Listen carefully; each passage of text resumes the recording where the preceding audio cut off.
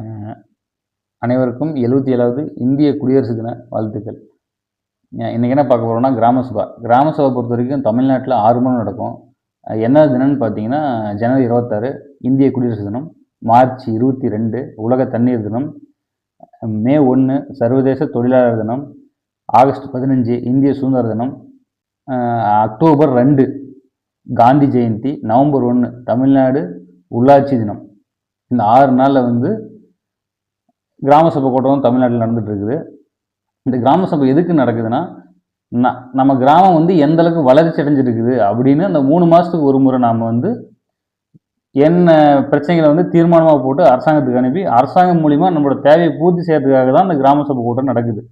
தயவு செஞ்சு மக்கள் அனைவரும் கலந்துக்கோங்க. கலந்துக்கிட்டு உங்களோட பிரச்சனைகளை தீர்மானமாக பதிவேடு பண்ணுங்க.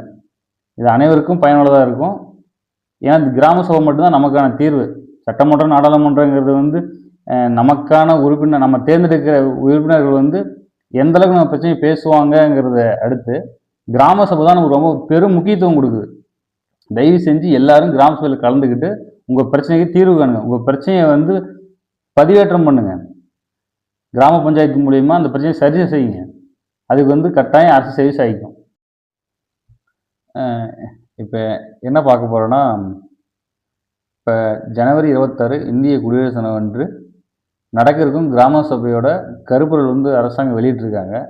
அதோட 12 பாயிண்ட் தான் பார்க்க போகிறோம். என்னென்ன வந்து கிராம சபையில் வந்து கலந்துரையாடுன்னு சொல்லிட்டு அரசாங்கமே கொடுத்துருக்காங்க. அதை தான் இப்போ பார்க்க போகிறோம்.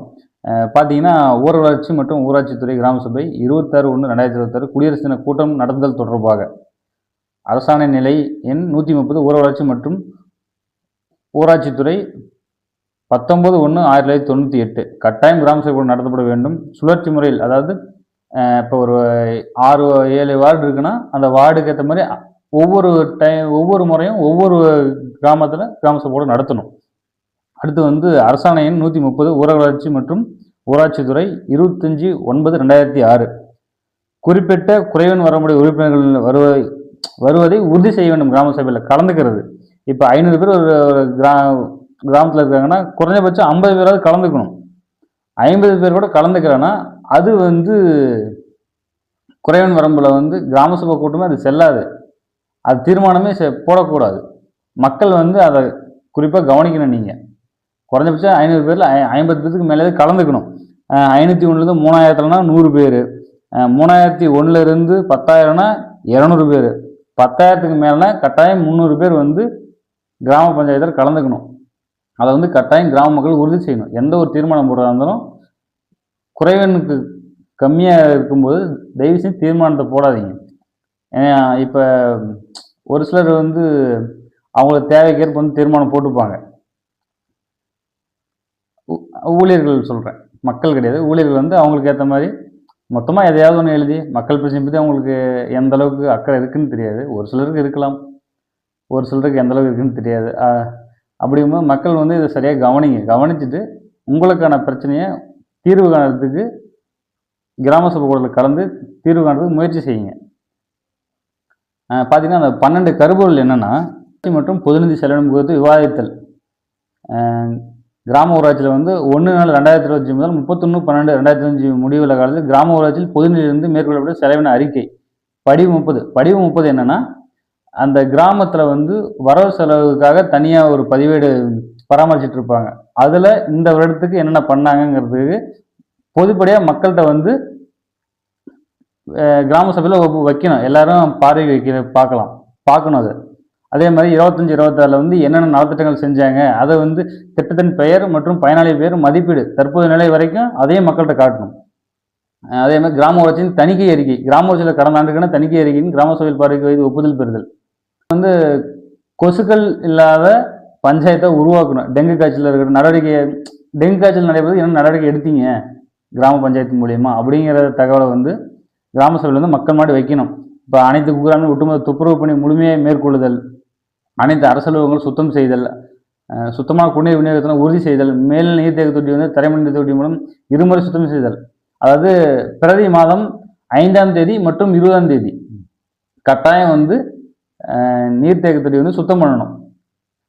அடுத்து பார்த்தீங்கன்னா, தகுந்த அளவு குளோரின் கலந்து குடிநீர் விநியோகத்தினை உறுதி செய்தல். அதாவது குளோரின் வந்து குறிப்பிட்ட அளவு தான் இருக்கணும், அது வந்து உறுதி பண்ணணும். அதே மாதிரி டெங்கு காய்ச்சலை பரப்பும் கொசுவை பின்பற்றும் பொருட்களை உற்பத்தி செய்வதை தடுத்தல். தெளிந்த நீர் தொட்டி, பயன்பாடற்ற பானைகள், குளிர்சாதன பெட்டி பின்புறம், பழைய டயர், தேங்காய் மட்டை, செடி வளரும் தொட்டி, புதிய கட்டுமான பணி நடக்கும் இடத்துல இதர தண்ணீர் தேங்கும் இடங்களில் வந்து தண்ணீர் தேங்காமல் இருக்க பார்த்துக்கணும். கொசு உற்பத்தி வந்து முழுக்க தடுக்கணும். அடுத்து வந்து மக்கள் திட்டமிடல் இயக்கம் பீப்புள்ஸ் பிளான் கேம்பெயின் மூலம் 2026-27 ஆம் நிதியாண்டிற்கான கிராம வளர்ச்சி திட்டத்துக்கு ஒப்புதல் பெறுதல்.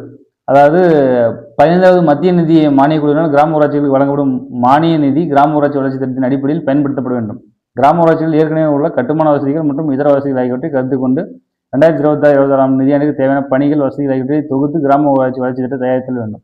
கிராம ஊராட்சி வளர்ச்சி திட்டங்களை வலுப்படுத்தும் வகையில் பொதுமக்கள் பங்களிப்புடன் மக்கள் இயக்கமாக மாற்றிட உத்தேசம் மத்திய அரசு மாநில அரசுகள் பொதுமக்களோட திட்டமிடல் இயக்கத்தை அறிவித்துள்ளது. அதாவது என்னன்னா, மக்கள் வந்து அடுத்த நிதியாண்டுக்கு என்னென்ன தேவைங்கிறத ஒரு ப்ரீ பிளானை வந்து கிராம சபையில் சப்மிட் பண்ணணும்னு சொல்லியிருக்காங்க. கட்டாயம் மக்கள் வந்து அடுத்த கட்ட நம்ம வளர்ச்சிக்கு என்ன தேவையோ அதை வந்து கிராம சபையில் வந்து பதிவு பண்ணுங்க அப்படின்னு சொல்லியிருக்காங்க. 2026-27 ஆண்டிற்கான கிராம வளர்ச்சி திட்டங்களை பின்வரும் திட்டங்களை ஒருங்கிணைந்து முழுமையான செயல் திட்டமாக தயாரிக்கப்பட வேண்டும். வறுமை, அதாவது கிராம வறுமை குறைப்பு திட்டம், வில்லேஜ் பாவர்ட்டி ரிடக்ஷன் பிளான், கிராம வளர்ச்சிக்கான நிறைவான சுகாதார திட்டம், வில்லேஜ் சானிடேஷன் சேச்சுரேஷன் பிளான், கிராம வளர்ச்சிக்கான நிறைவான குடிநீர் திட்டம், அது வறுமை ஒழிப்பு கிராம வறுமை குறைப்பு திட்டம், வில்லேஜ் பாவர்ட்டி ரிடக்ஷன் பிளான், கிராம வளர்ச்சிக்கான நிறைவான சுகாதார திட்டம், வில்லேஜ் சானிடேஷன் சேச்சுரேஷன் பிளான், கிராம வளர்ச்சிக்கான நிறைவான குடிநீர் திட்டம், village water supply saturation plan, அனைத்து கிராம அண்ணா மறுமலர்ச்சி திட்ட ஒருங்கிணைப்பு திட்டம், ஏஜிஎம்டி கன்வர்ஜென்ஸ் பிளான், கலைஞரின் அனைத்து கிராம ஒருங்கிணைப்பு வேளாண் வளர்ச்சி திட்டம். மக்கள் திட்டமிடல் இயக்கத்தின் போது 2 சிறப்பு கிராம சபை கூட்டங்களை நடத்த பெறுதல் வேண்டும். முதல் கிராம சபை கூட்டத்தில் திட்டமிடப்பட்டுள்ள சூழ்நிலை ஏற்படுத்திட வேண்டும். 2வது கிராம சபை கூட்டத்தில் கிராம ஊராட்சி வளர்ச்சி திட்டம் தயாரிக்கப்பட வேண்டும். பிற துறைகளில் முன்கள பணியாளர்கள் கிராம வளர்ச்சி திட்டம் தயாரிப்பதில் முக்கிய பங்குதாரராக இருத்தல் மேற்கூறிய 2 கிராம சபை கூட்டங்களில் கலந்து கொள்வது மிக மிக அவசியமானது.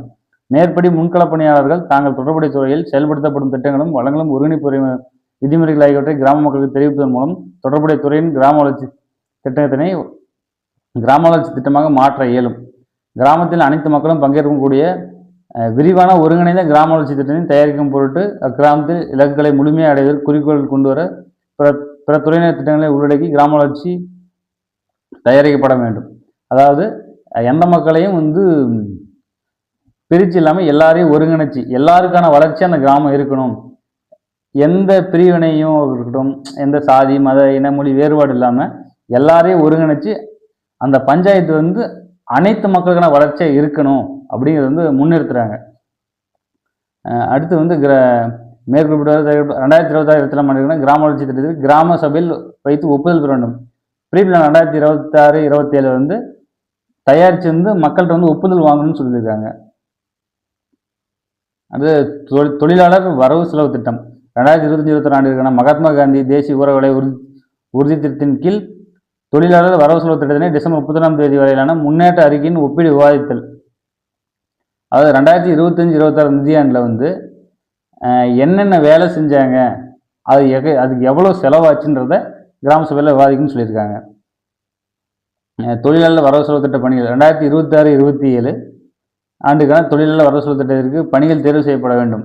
இதனை புதிதாக உருவாக்கப்பட்ட வளர்ச்சியடைந்த இந்தியா ஊரக வேலைவாய்ப்பு உறுதி மற்றும் வாழ்வாதாரத்தின் கீழ் மேற்கொள்ளப்பட வேண்டிய பணிகள் பட்டியலை கீழ்கண்ட 4 முக்கிய பிரிவுகளில் தேர்வு செய்து விவாதித்தல்.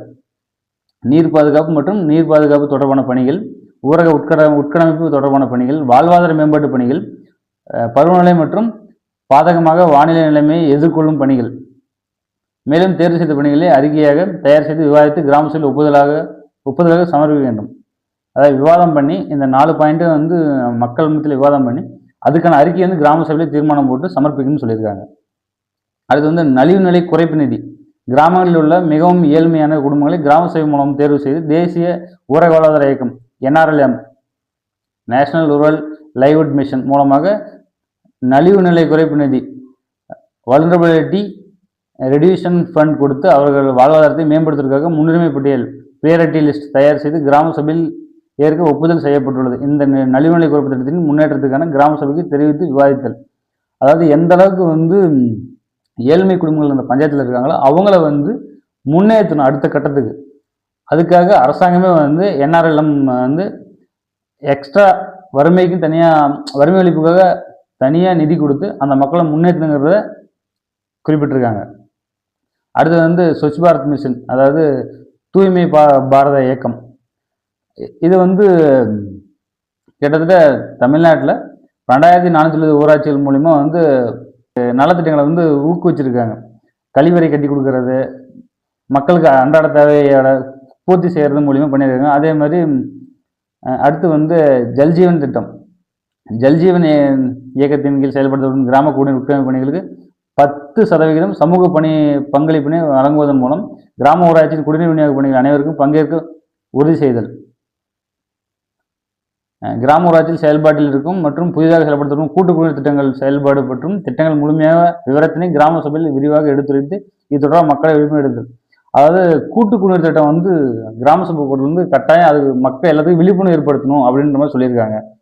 அடுத்து பார்த்தீங்கன்னா சிறுபாசன ஏரிகள் புதுப்பித்தல் குறித்த விவரம். 2024-25 ஆண்டு மாநில நிதியின் கீழ் 2ஆம் கட்டம் சிறுபாசன ஏரிகளை புதுப்பிக்க தேர்வு செய்யப்பட்ட பணிகளை முன்னேற்றம் குறித்து விவாதித்தல். 2025-26 ஆண்டு அரசு சாரா கல்வி நிறுவனங்கள் மற்றும் சிறுபாசன ஏரிகள் புதுப்பிக்க தேர்வு செய்யப்பட்ட பணிகளின் முன்னேற்றம் குறித்து விவாதிச்சிருக்காங்க, வேக சொல்லியிருக்காங்க. அடுத்து தொகுதி மேம்பாட்டு திட்டம், பள்ளி உட்கட்டமைப்பு மேம்பாட்டு திட்டம், குழந்தை பள்ளி உட்கட்டமைப்பு மேம்பாட்டு திட்டம், அரசு பள்ளியில் ஒட்டுமொத்த தூய்மைக்கு புத்துயிர் அளிக்கும் திட்டம் மற்றும் நபார்டு நிதியின் கீழ் பள்ளியில் கட்டிடங்கள் கட்டுதல் மற்றும் ஆகிய திட்டங்கள் கீழ் நடப்பாட்டில் எடுக்கப்பட்ட பணிகள் குறித்து வரும் நிதியாண்டில் பள்ளி மேம்பாடுகள் திட்டங்களில் எடுக்கப்பட வேண்டிய பணிகள். கிராம சபை கூட்டத்தில் விவாதிக்கப்படும் பிற பொருட்கள் ஏதேனும் இருப்பின் கிராம சபையில் ஒப்புதல் கொண்டு வரப்படலாம். அதாவது இந்த 12 பாயிண்ட்ஸ் தான் இப்போ நாளைக்கு நடக்கப்போகிற கிராம சபையில் விவாதிக்கணும்னு சொல்லி அரசாங்கம் சொல்லியிருக்காங்க. தயவு செஞ்சு இந்த 12 பாயிண்ட் நம்ம முக்கியத்துவம் வாய்ந்தது தான். மக்கள் நம்ம கிராமத்தை எந்த அளவுக்கு முன்னேற்றலாம் அப்படிங்கிறத எல்லாரும் ஒருங்கிணைச்சு அடுத்த கட்டத்துக்கு கொண்டு போகணுங்கிற மனநிலை கொண்டு வாங்க. கொஞ்சம் அதாவது கட்டாயம் சமூக சிந்தனைங்கிறது அனைவருக்கும் வேணும். சமூக சிந்தனை இருந்தால் மட்டும்தான் நம்ம ஊரை நம்ம பார்த்துக்க முடியும். நம்ம குடும்பம் மட்டும் இல்லை, அந்த ஊருங்கிறது நம்ம குடும்பம் தான். நம்ம குடும்பமும் அந்த ஊருக்குள்ளே தான் இருக்குது. அந்த ஊரை எந்த அளவுக்கு முன்னேற்றலாங்கிறத அரசாங்கம் நமக்கு வாய்ப்பு கொடுக்குறாங்க. தயவுசெய்து எல்லாரும் ஒருங்கிணைஞ்சு நம்ம பஞ்சாயத்தை முன்னேற்றத்துக்கான வழி செய்யணும்னு கேட்டுக்கிறேன். நன்றி.